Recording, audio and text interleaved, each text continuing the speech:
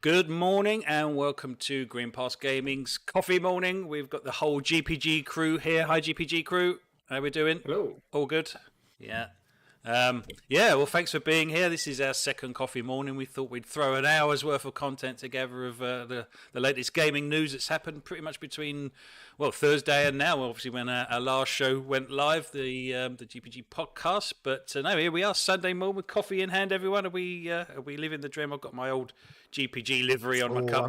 I'm not rocking the branding, unfortunately. Yeah, I've gone for a cup of tea this morning. My GPG hoodie's in the wash, so I would be rocking some merch as well. But there we go.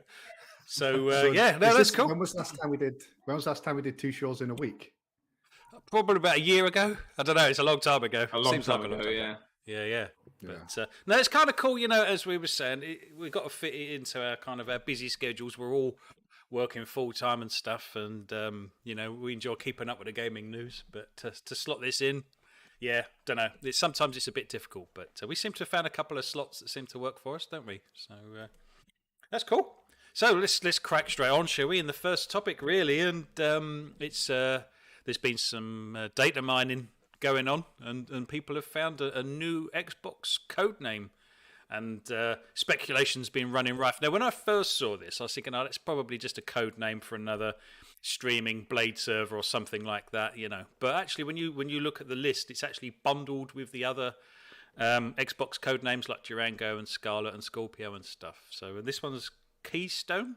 So, chat or peeps, any ideas on what you think this might be? There's lots of speculation going on at the moment about a handheld or a mid-generation refresh or... Go on. What do we think? It's a weird one because I read some articles this morning, and I think even just the name Keystone is quite generic in a way. Like if you compare it to the other ones, the other ones kind of have kind of nuances to like power or danger or damage. I mean, kind of like this kind of weird names like that. But Keystone is just kind of like a generic thing, right? So I mean, there's some speculations I've seen that maybe it's what's the word? Maybe it's just like an Xbox, like a cloud gaming type thing.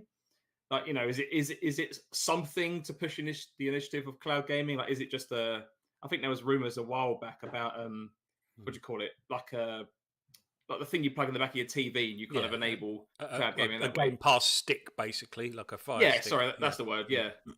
So I don't know. It seems too early to think that there's going to be like a mid. It does, and a keystone in a stone arch is the one in the middle that keeps everything up. That's the keystone. You take that out, it all falls down. So it seems like it's that kind of. Yeah, I wouldn't be surprised if it is the sort of the Game Pass TV stick. Scott, got any thoughts on this one?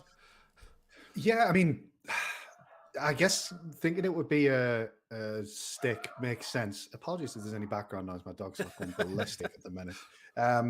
So the stick's been something that's been rumored for a while.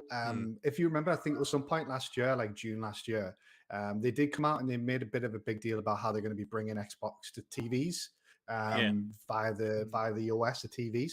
So I don't know how likely it is that we're going to get a streaming stick, because if they're going to embed it directly into the OS of Samsung, LG, Sony TVs, if they can, because essentially they're all powered by Android anyway, and they've already got an Android app that I assume they could leverage. I don't know whether they would actually need a streaming stick, because that would only really be applicable for monitors, which I guess if you've got a monitor, you've probably already got a device like a computer, or maybe older TVs, but then you know how many people have got. I mean, probably a lot. I probably shouldn't judge too much, but obviously smart TVs are now very common. So I don't know how much they need. They need a streaming stick, but then that begs the question: if it's not a streaming stick, what the bloody hell is it? The only thing I'd think about why you'd need a stick is, a lot of Bluetooth built into TVs, for example, isn't exactly. You don't always get the newest versions necessarily, or the protocols might necessarily match up with having multiple controllers linked to a TV if you're playing like a local multiplayer game through the cloud, so to speak. So that's the only real reason I could see for needing a stick. But that's a good point actually, because with Bluetooth, particularly like Bluetooth headsets to a TV and stuff, there's normally in the TV itself a delay offset that you can put in. And I don't actually think it's anything to do with the sound. What it's delaying is the picture, just to sort of marry it up, because it's, Bluetooth always seems to lag behind. So that's a good point. So if you're hooking up your controller, the last thing you want is lag. So yeah, I don't know. Interesting one. Luke, what's your take on it? Yeah. No, I agree with Scott. I just don't. I guess it could be a stick, and I think that's maybe the most likely thing. But I don't see the need for it. I mean, maybe if you're looking at a properly, worldwide audience of potential gamers, a stick would be more helpful. But certainly now it's very difficult to buy anything other than a smart TV, which you could easily drop an app on. I don't think it's I'm very skeptical about whether they'll look at doing mid-generation refreshes this time round. I don't think it'll be that, and certainly not this early. So I don't really know. It's really hard to judge, especially from the name. I mean, it just could be anything. So, I think probably sticks most likely. There has been talk of the PS5 Pro as well. I mean, there's been some rumours of that. So, I mean, if that's potentially on the cards, could there not be a Series X? Or of course. Series X Pro. Yeah, I just don't know the reason this time round for a mid-gen refresh. We're not leaping. Last time that was to leap into 4K, which made a great deal of sense.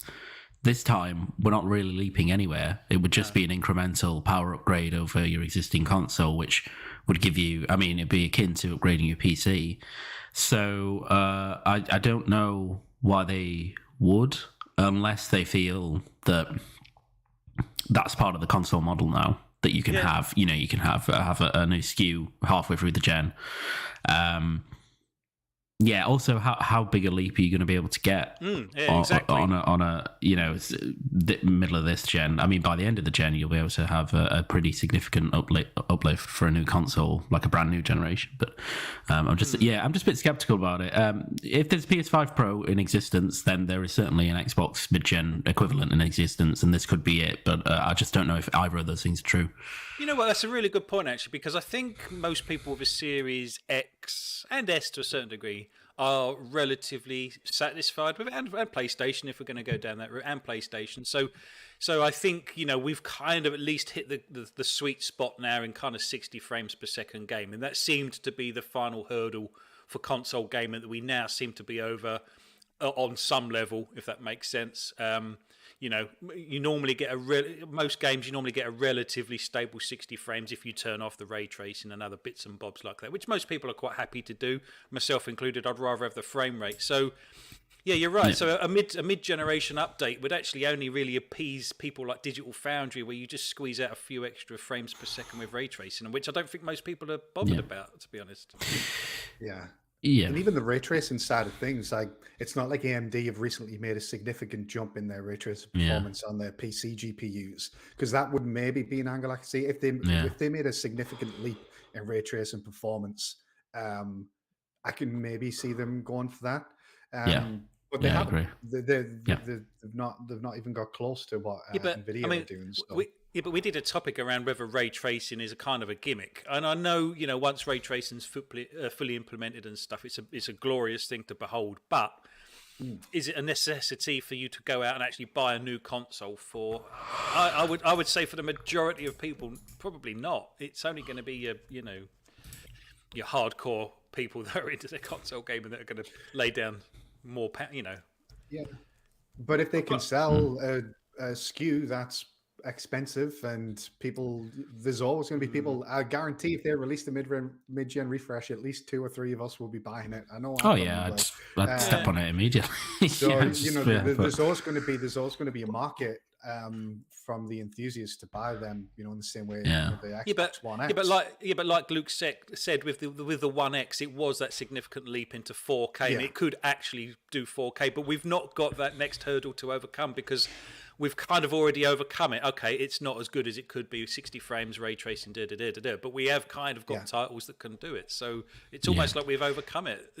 Yeah, I don't know. Yeah. I mean, I'm in agreement that it's unlikely to be a mid-gen refresh. I guess it's just trying to I speculate, because that's the thing. There's nothing that's obvious. I mean, maybe the boring answer is it's a driveless Series X. Yeah. Possibly. A smaller driveless. I don't think that would carry its own code name, though. I think that would come under the Scarlet banner, wouldn't it? Yeah, I guess, yeah, you're probably right. I don't know, because it's even though it's similar, they're technically different, aren't they? I mean, Well, in the I industry don't I think. work in, you can have two devices which are only small, like different by very few minute details in comparison, but they're still given their own code names. I don't think they are, Different. because I thought Durango was the old VCR type Xbox One. You know, the one that was kind of matte and gloss. The OG Xbox. I don't think, and perhaps I'm wrong. And chat, correct me if I'm wrong. I don't think the Xbox One S had its own code name that I'm aware of. It certainly didn't appear in that list. So I don't know. I'm not aware of that. That's true. There's an elephant in the room we haven't spoken about, as some of the rumours have began around. It's an Xbox handheld. What do we think on the chances in that? No. I don't think this is likely, because I mean they've kind of already done it already with, as long as you've got a high end phone, they've already released like those little kind of switch things where you pull it apart and you put your phone. Razer Kishi. Whatever they're called. Got one of them myself. I really don't see Xbox ever getting into the dedicated handheld hardware market. There's too many other options out there already. And Switch is dominating the market as well. So. Yeah, I mean, I'd say them partnering with Switch to get a Game Pass streaming app on the Switch is probably more likely than them. That's unlikely, but I say that's more likely than them releasing their own handheld. You've actually seen just this past week people like Aaron Greenberg really pushing the SteamDeck. I don't know if you noticed. He was pushing the fact that there's a lot of their games that are either great on deck or verified in some capacity. The only games that aren't, I think, are the multiplayer games that require anti-cheat, which I don't think is compatible with Linux. So that does rule out Halo Infinite and Gears and things. And no, Forza's compatible. There's a couple in there. So especially with Windows now going on there, I can maybe see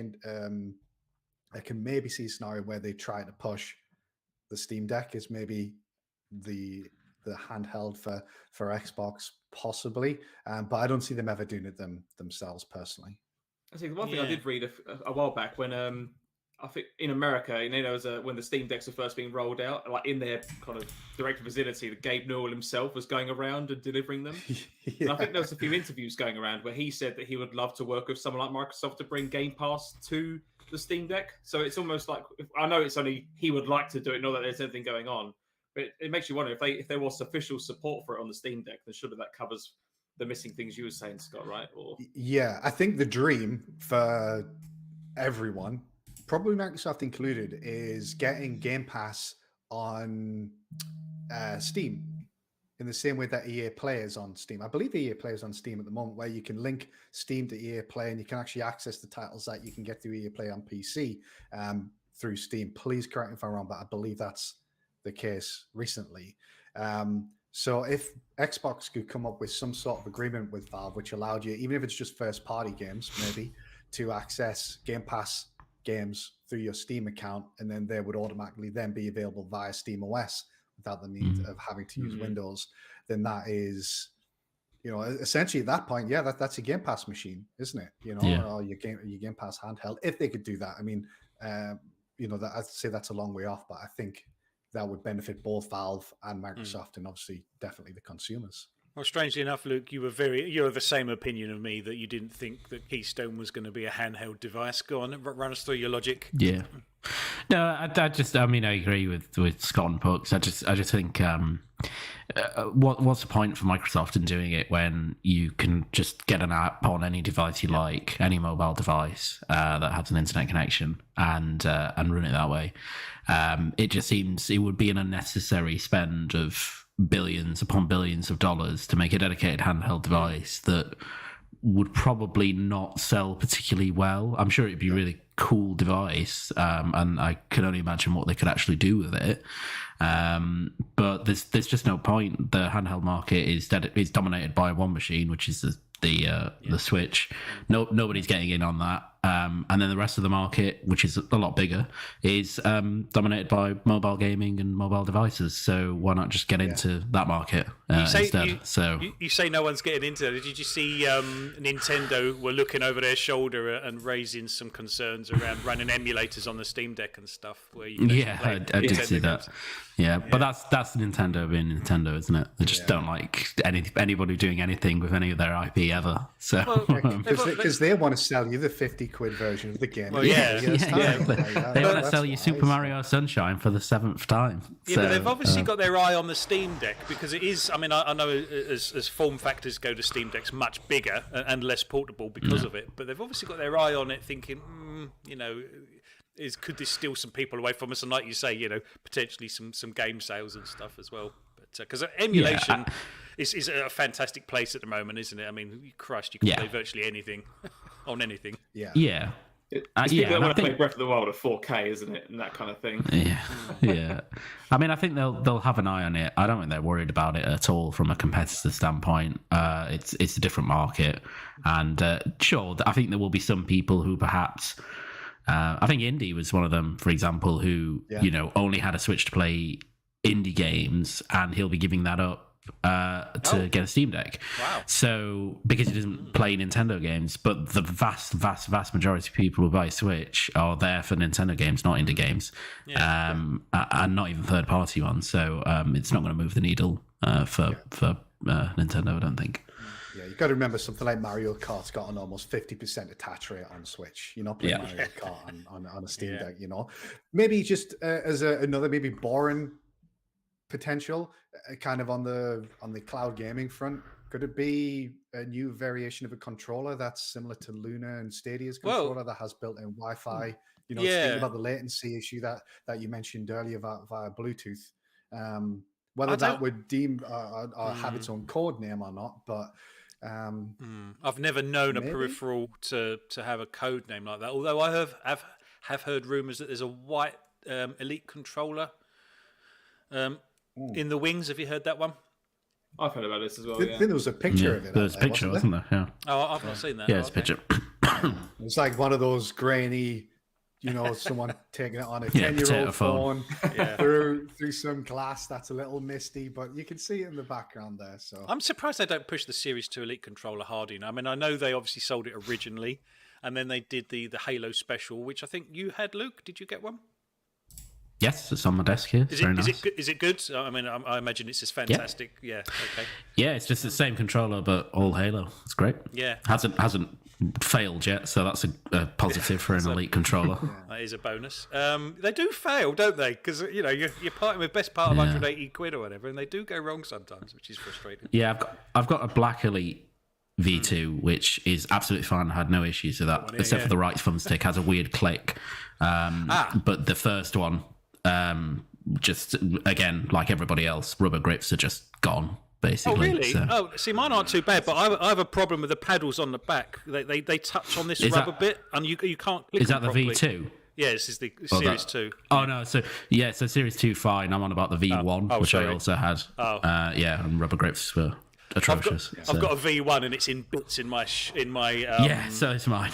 So I actually made a Frankenstein. So I actually took the removable thumbsticks out of the V1 series controller, Elite controller, and stuck them in my Series X controller. So my base Series X controller now has interchangeable thumb grips. I'll go and get it in a second, show you. But so I've kind of been bastardizing it for spares and bits and bobs. But quite the tinkerer then. Yeah, I think Stubbs has just mentioned in the chat there that maybe they won't push the Series 2 Elite controller because obviously it's expensive, which it is. It's a bloody expensive peripheral, but at the same time, it was actually, if you look at the NPDs, which I believe came out just this past week, obviously it kind of will be due to its price, but it was the most, it was the best-selling accessory. That probably is in dollar sales rather than unit sales, but it was the best-selling accessory in the States during the past month. Cool. So it's obviously it still sells, but the price obviously helps it with that. But it's certainly an enthusiast product, isn't it? It's almost as expensive as a bloody Series S. So here's my Series X controller with the share button, but like I say, I've put the domes on with interchangeable thumbsticks and stuff, so it's pretty cool.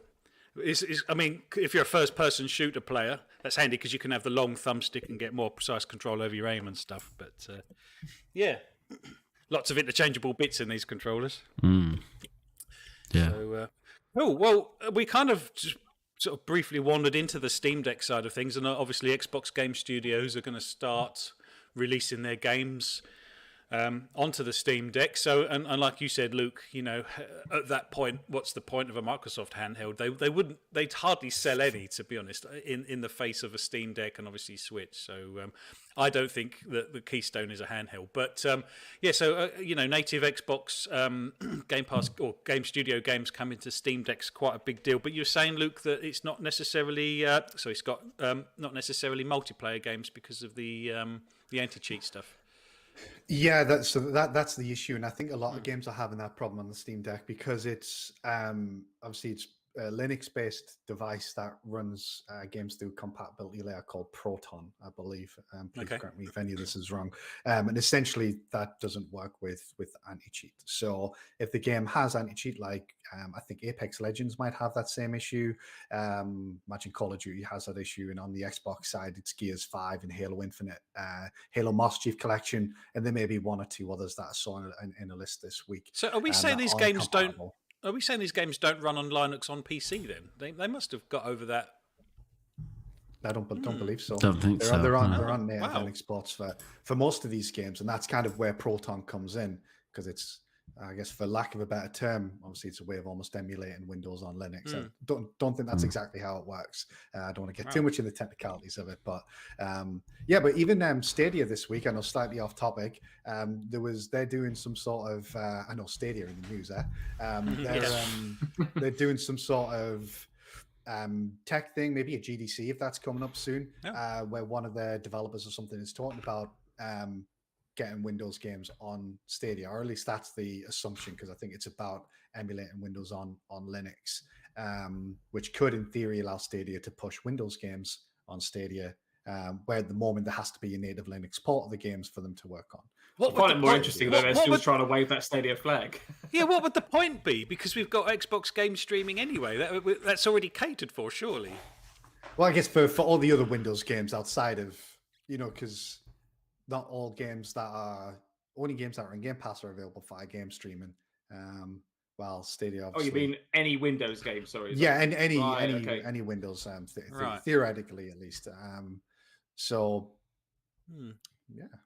I suppose the thing to remember, because I think it's quite easy for us to sit here and go, "Oh, what's the point?" But then, you know, we've said it on past shows, haven't we, about how there's obviously many gamers out there in less developed countries that are into it, and you know may not necessarily be able to afford the systems, right? So I suppose cloud gaming still caters for those. No, I mean, what's the point in Stadia offering it as a streaming service when you could potentially get it as part of Game Pass Ultimate? But like Scott said, saying that, I mean, everything going forward will be on Game Pass Ultimate, hence and streaming, won't it? I guess, but yeah, but none of Microsoft games are on Stadia. No. Because obviously Microsoft aren't going to put their games on Stadia, but obviously there are a selection of other games. You know, it still does get some games. Ubisoft are into pretty much anything when it comes to that, but they're pretty keen on pushing it. But also maybe it's got something to do with the fact that Stadia is going to be going towards a more behind the scenes solution where it's going to power other services. I think there was rumors of them working with Bungie on possibly bringing Destiny to the Switch. That was a rumor just before they got acquired by Sony. So yeah, it opens up the doors for more games on that type of service, and probably more importantly, maybe less development work for developers because they don't have to necessarily release a native Linux port in the same way that Proton allows that as well. Now, obviously, that still introduces issues like compatibility and things like that, but it does open a few more doors for maybe Stadia users. It's not every week we get some positive Stadia news. Is it still alive? I thought Stadia was pretty much, you know, dead and dying. And interesting. I don't know anyone. Last I read a couple of weeks ago, I think Google were throwing out loads of like 2-week free trials and all the rest of it to people just to try to get them onto it. But yeah. Yeah. You could buy the premium bundle, which is like the controller, the Chromecast Ultra, and premium for like 3 months it was for about 20 quid at Black Friday or something. They were really Wow. shifting, trying to shift that hardware, it seems. But yeah, I mean, it's obviously not quite taken off as Google would have liked. But the thing is, as somebody who's used these game streaming services, I've used PS Now, I've used xCloud, I've used GeForce Now and Stadia. Stadia is the best in terms of the technology and in terms of the latency, which is the most important aspect. Where they basically shit the bed was the business model and obviously how you get games on. And getting Phil Harris on board. Yeah. Everything he touches turns to gold, Flap. Oh yeah, something like that. Yeah. Have you tried Stadia then, Flap or Luke? Because I have. As Scott said, I've tried a few of them, and when I did a trial of Stadia shortly when it first came out, for me at least at the time, it was the best one. Yeah. Still is. Yeah. I would still say it's still Xbox. Yeah, but I mean, I mean, when you're comparing streaming service, apples for apples, it's probably the best one. But when you're comparing it to a box under your TV, it's for me personally, I just have no use for that whatsoever, I guess. But just one question that I don't know the answer to, and I probably should. So, is Game Pass not going to be on SteamDeck from the beginning? Is that something that's going to have to be worked out? Because I'm thinking, if you've got Game Pass on Steam Deck, can't you just download PC games from Game Pass onto the Steam Deck? Yeah, but don't forget SteamOS natively runs on Linux, doesn't it? So you'd have to have a port of that app, because most of the apps are going to be written in probably C#, which is usually a Windows only language. But then you can play games on Linux layer on top of that. You can play games on Linux. Yeah, but they have to be. Yeah, but if you're running if you're saying about the Game Pass app, that has to be Linux compatible if it's not written for other services in the first place. Or you have to natively address it. No, yeah, I mean that's right. Yeah, so right now you effectively you can't, or rather you might be able to, I guess, if you install Windows and then run Game Pass. I'm not sure. I haven't seen Linus's full video on the Windows stuff, but you would need there needs to be some integration with the SteamOS if you want to go just purely SteamOS stuff and Game Pass stuff together. Otherwise, at the moment, I think you're just going to have to go through Windows and try it that way. But it's not a very good experience. So, maybe they'll work on getting some compatibility layer in there as well with a Game Pass app. But I imagine that's fiendishly complicated at the moment. So, don't know how they're going to do it. I'm sure Microsoft will be picking up the tab because they want Game Pass on that Steam Deck, I can imagine. Particularly if Keystone isn't a handheld. So the difficulty is that, I don't know. I don't know. Gabe Newell said he wants to, he'd be happy to work with Microsoft, but I just don't know how that would work from a Valve perspective, because then effectively all your Microsoft games that are on Steam, it's not as if people aren't going to buy them, because they still will. They'll still buy them through Steam. But what do Valve get out of that? Effectively, is I think the question. If you can just bring your Game Pass or your Game Pass games, which many of which are not Microsoft games. They're various third parties, all of which probably available on Steam as well. They're potentially missing out on a lot of revenue by bringing it over. People effectively buying the device and not buying anything on Steam or not using a Steam library at all. So, and I can't imagine that's a great deal of people, but it might be a bit of a consideration for Valve. I think what you'll probably find out it would have to be, and this is probably why it's not like that. It's not available via Steam at the moment, is because it's complicated. Steam have already shown that they're willing to do it with EA. Like I said, now the difference is EA plays all EA published games, so that takes one layer of complexity out. But I could certainly see maybe maybe part of Game Pass Ultimate or a variation of Game Pass where it's just first party games that is available via Steam, which would remove that third party complication. And then ultimately, I think the way it works with the EA players, Steam just get a kick of the subscriptions where the player plays through Steam. So while it's not going to be as much as the 30% up to 30% cut that they take for the $60 or whatever that a game would cost. It's going to be $30, 30% maybe of what's that? Maybe $120 a year in terms of subscription costs. So it would still, I imagine, be financially in their best interest to do it if they can work out a deal. But it is a little bit more complicated than just put it on there. One option that they've got is it is still game streaming, but Linux obviously starts a web browser. So in theory, you could just use game streaming through the web browser on Linux, because you can't just go to desktop view on there. Obviously, that's not going to give you the native experience that you probably want. But it is at least an option. I actually did just get the list up of games that are compatible. So the unsupported games are Gears 5, Halo MCC, Halo Infinite, and Microsoft Flight Simulator. They're the games that aren't. But verified, they've got Deathloop, Psychonauts 2, Hellblade, Evil Within, Fallout Shelter, Prey, Battletoads, Sea of Thieves, Fallout 4, Horizon 5, Horizon 4, Quantum Break, State of Decay. So there's a decent selection of games that are either verified or playable that are already on there that would be included within a Game Pass subscription. Okay. No, that's pretty cool. Well, you've got yours coming Q2, Luke. So you could be within the next in a couple of weeks' time and beyond. And fingers crossed. And Scott, you're Q3 this year. Is that correct? After Q3 is why it is. So, that's Q4 then, isn't it?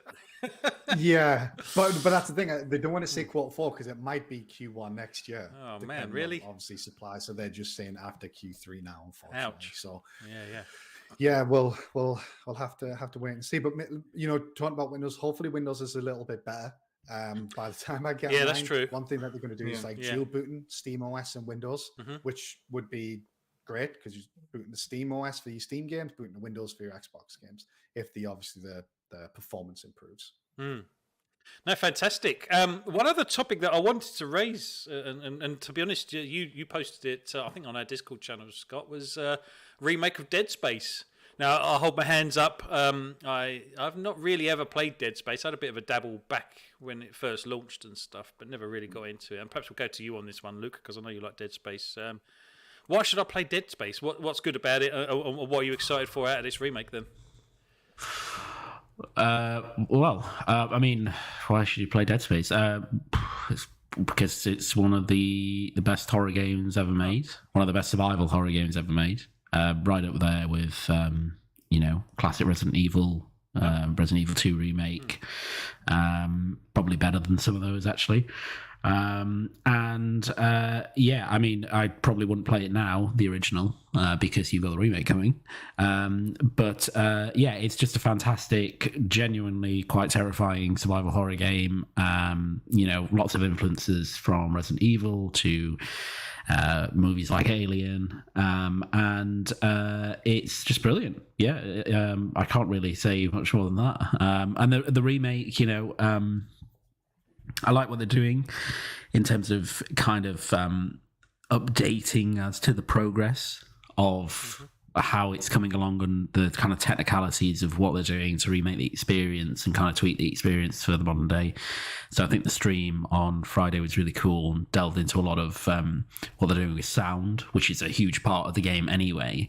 And the way that they're kind of working on the directionality of sound and how it works and how it travels across corridors and through structures. It's very, very clever. So I think they said they're targeting early 2023 release, which is really cool. They did give a brief show at the end of that stream of a small clip of kind of the game, which looked really impressive. Clearly unfinished, but really impressive. And I think visually it's going to be a very, very good looking game. Next gen only. And PC, so that's cool. And yeah, I mean, they're saying all the right things. They're doing all the right things with it. They don't want to remake the experience to be something else entirely, but it's, I think it's going to be more faithful of a remake, quote unquote, than something like RE2, which obviously had to fundamentally change, because of the way the original game was. Whereas Dead Space isn't that old. So it's, the structure will be the same story. I think they said they may want to expand the story a little bit. and tweak, gameplay, etc. for the modern day. But it's just a fantastic. The original is such a fantastic game. Dead Space 2 is also a fantastic game. Dead Space 3 less so. That was when EA kind of got their claws into it a bit more. Yeah, it just looks wonderful. I just can't. It's one of my most anticipated games, actually, out of everything that's coming in the next kind of 12 to 18 months. It's probably in the top 3. So. Okay, wow, that's pretty cool. I know they can actually they can use the ray tracing tech for audio, can't they? And work out how sound bounces around a room as well, which is pretty fantastic, to be honest. Scott, are you a Dead Space player? Are you into this? Do you dig this? No, I'm not. I posted that mainly because I just know how bloody excited Luke is. For it, because we did speak about it on the show actually when it was first announced, and I said to Luke at the time, "Look, do I need to play this game?" And Luke was like, "Yeah, you need to play this game." So I've got all 3 because they're available via EA Play through Game Pass Ultimate. I've got all 3 of them downloaded, but this really isn't that far away. They said early 2023, didn't they? I think. Yep. That's what they're targeted. What, 12 months away? I can wait 12 months. I mean, realistically, I'm probably not going to have a chance to play it in the next 12 months anyway. So, so I'm probably just going to hold off. And the praise that I've read for the originals from people like Luke has me excited for it as someone who didn't play the original game. So, so I'm excited for it, but because I'm just leeching off Luke's excitement for it. That's fair enough. More than anything else, So I did the same with Hades, and Luke was on the money with Hades. So, yeah, there you go. So he's got all right taste, hasn't he? So, but funnily enough, Indy is also very much anticipating Dead Space. So he's a huge fan of the original. So we're kind of in tune with that. So, yeah, if you take any stock in our opinions, I would, unless they dramatically mess up the remake, which doesn't look like it's going to happen at all. I think it's in very safe hands. It's going to be a fantastic experience. But I will warn people that it is genuinely quite unnerving as a game. Necromorphs are not fun to be around, and you are not the strongest in the game. So, is it scarier or less scary than Resident Evil 7? It's much more. It's much more. Shit, much more. That doesn't bode well. Well, I'd say, see, because Resident Evil 7 is scary in some parts, and then it's also kind of funnily campy and B-movie-esque, where it kind of goes beyond scariness to just entertainment. Dead Space is never like that. Dead Space is 100% just, like the... So, for example, in RE7, the bit I find the scariest is the Marguerite section. And Marguerite in general, I think, is terrifying. Imagine that it's just all Marguerite Dead Space, right? It's just all Marguerite all the time. And necromorphs are not fun. They are not like zombies. They move very fast. So it's more than that. I'm intrigued now. Enjoy. I'm intrigued, yeah. Pux, I've never heard you mention Dead Space. I don't think you've played it either. I'm exactly the same as you. I kind of dabbled in a demo that came out when the first one, before the first game came out many years ago. But no, it's just like I never dabbled in it at the time. As much as I'd love to say, as Scott said, that yes, they're all on EA Play. I could download them and play them to my leisure at some point soon. But I'm so enthralled in Elden Ring at the moment and other things coming out that I don't know whether or not I'll end up getting to it in time. But maybe I will. I mean, if anything, it's times like this when I hope there's a slump in new releases just so I can catch up a little bit. But obviously, that's never the case. So, yeah, I'm not going to bother. I'm going to wait for the remaster, to be honest. Yeah, I think that's best. What's the game that Glenn Schofield's heading up that's similar to Dead Space, or when we first saw it? What's that called? That's the Callisto Protocol. That's it. Yeah, which I'm also very much looking forward to. I mean, they've still not released any gameplay of that, and I think they were saying that they were trying to release this year. So I don't know what's happening with it, but Glenn Schofield seemed very confident in it. He was very, he was hyping it up, saying it looks amazing, and it's already in a really good state. So I think that's coming, but I just want to see more. Yeah, Look, is that the one that's set in the PUBG universe? Am I getting that mixed up? That's the one. That's the one. Yes. Flap space. What? Yes. So to give the background to this, because it's really weird. So it's Krafton, isn't it? That's the publisher. I think it's Krafton. So they basically went to Glenn Schofield after he left EA because he was setting up his own studio. and they said, look, we'll fund your game, and he said, great. And they said, but we want it to be set in the PUBG universe. And I think basically the gist of it was, he was like, well, I'm going to make a Dead Space spiritual successor. So how does that even work? And they went, no, don't worry. As long as it's just even remotely connected to the PUBG universe, you can make whatever you want. So even though it's set on, Callisto, which is one of Jupiter's moons in 25 whatever, it has a very tenuous, which is not known yet, a very tenuous link to PUBG. What that is, I don't know. They can just sell skins in PUBG. God knows. Yeah, so that was the only stipulation, and other than that, he had a massive amount of cash driven to him to make the game. So it's very bizarre. But it won't be. You do not have to know anything about PUBG, nor will you probably see any significant PUBG influence in the game. It will just be tangentially connected in some way. Bizarre. It's like, you can make any Call of Duty you want as long as there's some reference to Mario in there. What? It's quite weird.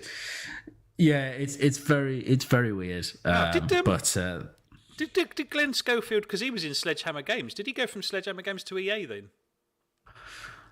Because he was he was instrumental in Call of Duty World War II.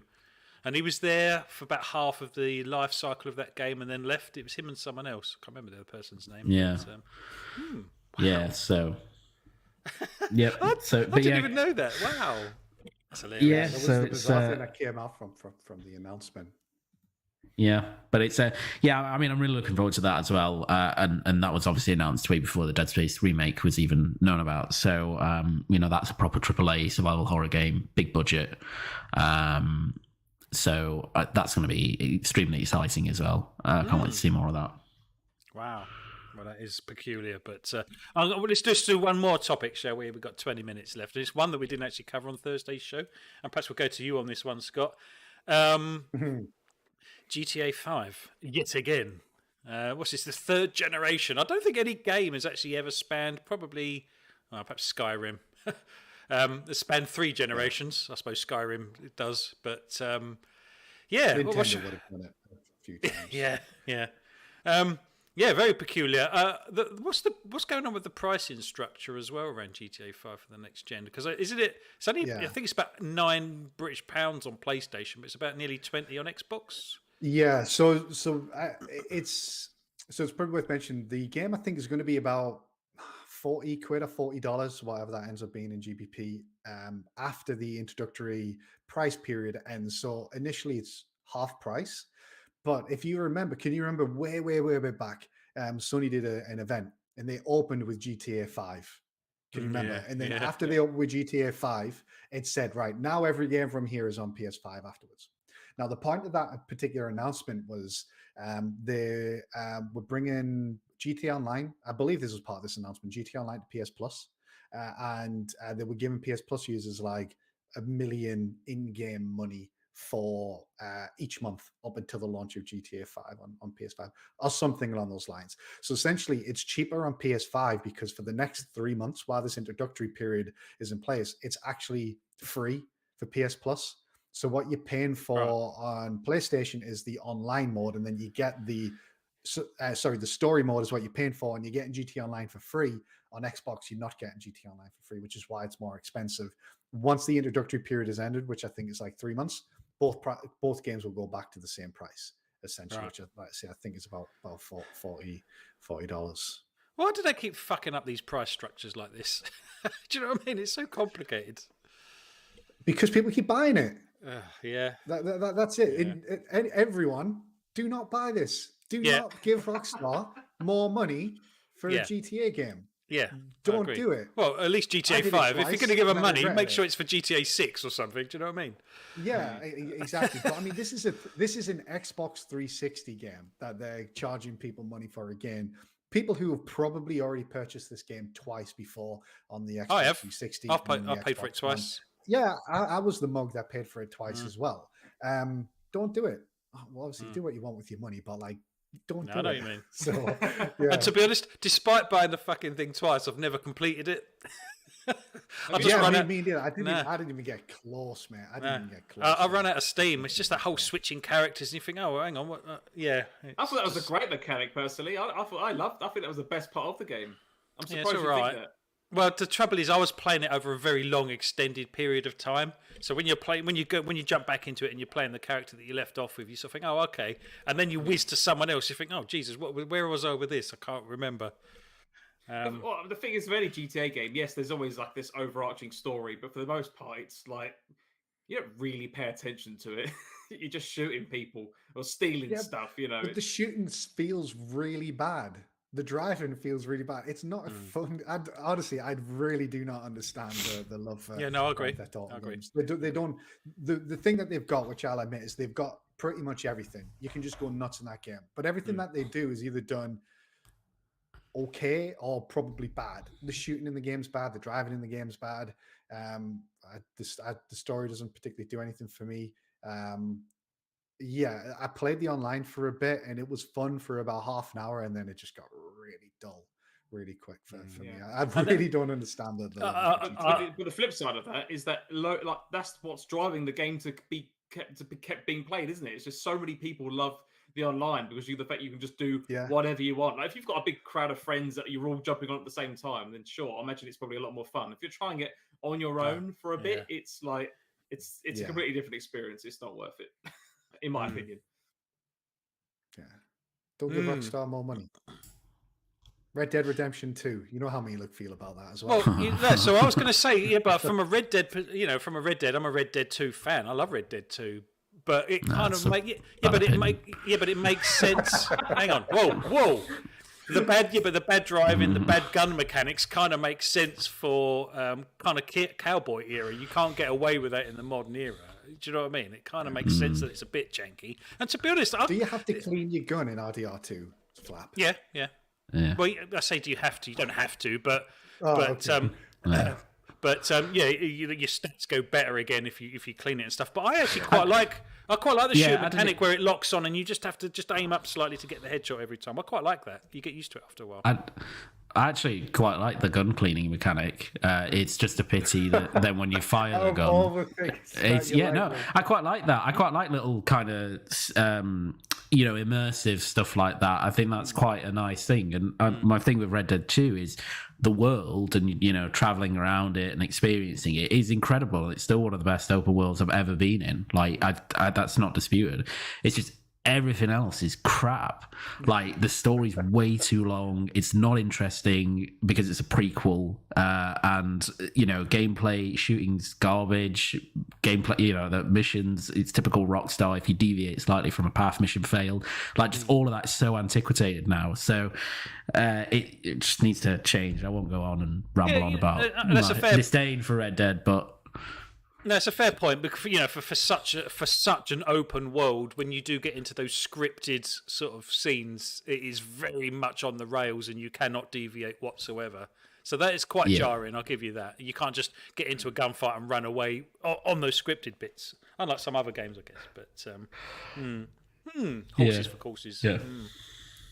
Fantastic. So just to round up on that one, and none of you are jumping into GTA 5 again. No. I mean, to be honest, never played GTA 5. Maybe it's probably worth checking out. It's one of the biggest game, if not the biggest game of all time, isn't it? In terms of unit sales, it's something like that. Yeah, it's right. They've sold over 150 million copies or something. I think they said. But that's because mugs like us paid.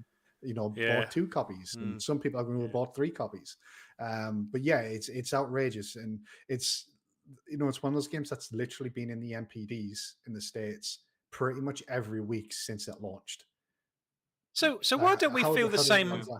Why don't we feel the same about Skyrim, or do we, coming out on 3 generations? Is it because it doesn't have that sort of online microtransaction type of thing, or?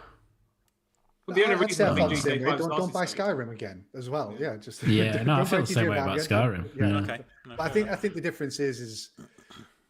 Well, obviously, this is more topical because it's obviously something that's relatively new. But people take the piss out of the fact that Skyrim's on pretty much everything. They have done for a while. It's pretty much a meme these days, isn't it? They released that version that was on Alexa, which I think was real, but a piss take, if I remember right. I played it. It was actually quite good. Yeah. Yeah. I enjoyed it for about 10 minutes. Yeah. I thought it was good. Yeah, so I think there's an element of that, but also I think GTA, I think part of it is Skyrim's probably sold maybe 20, 30 million copies. That's obviously a lot of copies. GTA 5 sold a significantly higher number of copies, and they've raked in billions, literal billions from that online mode. And yet they're still charging people for Well, I guess, I guess the thing that gives Bethesda a pass on the Skyrim side of things is they're still doing other stuff. You know, we've got Starfield coming in, we've got Elder Scrolls 6 coming in.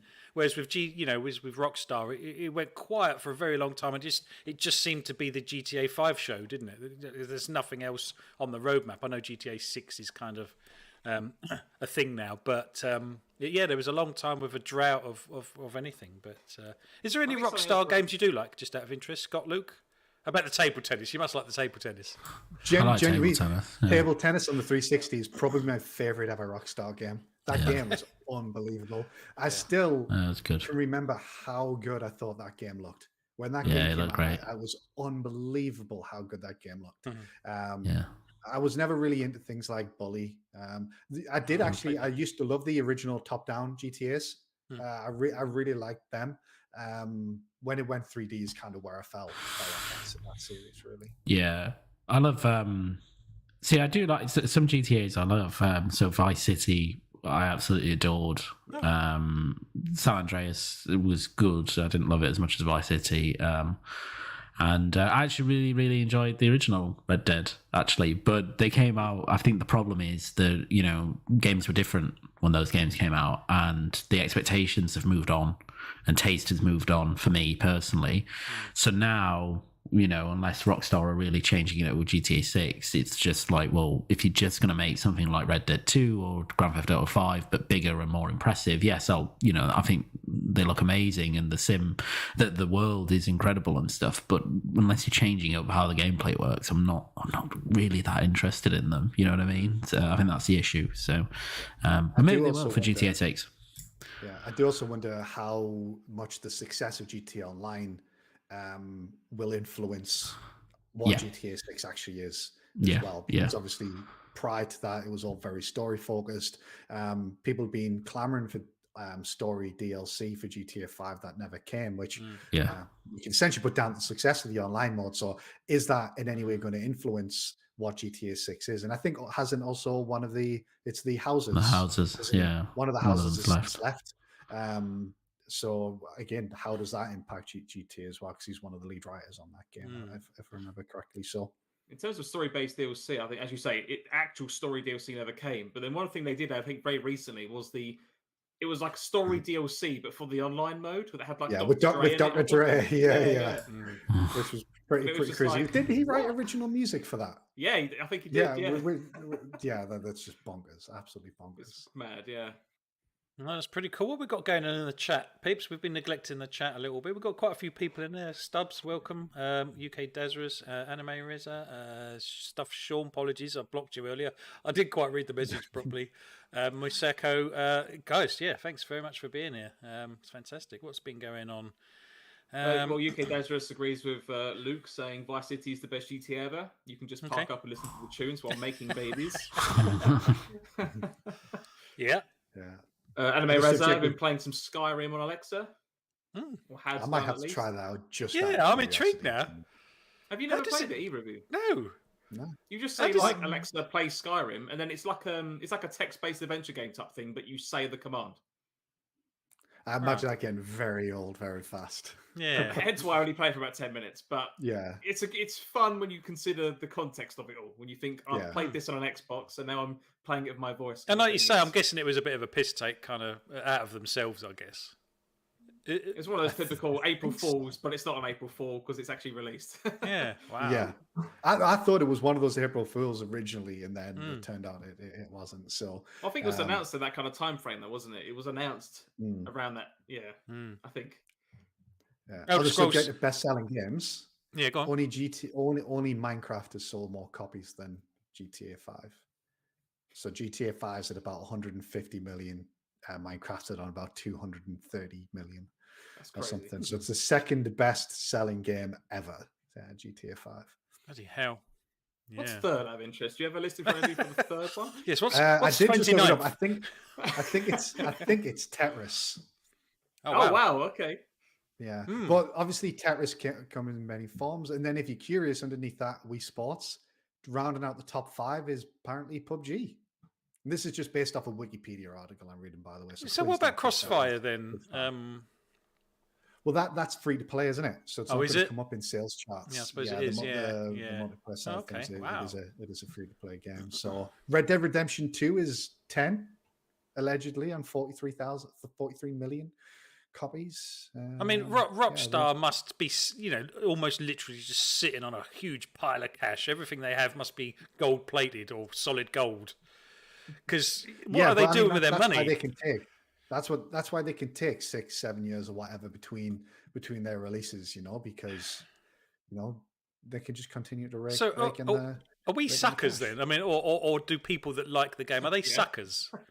I think the thing to remember though is the fact there's a lot of the younger gamers, that are coming of age to then discovering the game and then realizing that all this stuff they can do in the game.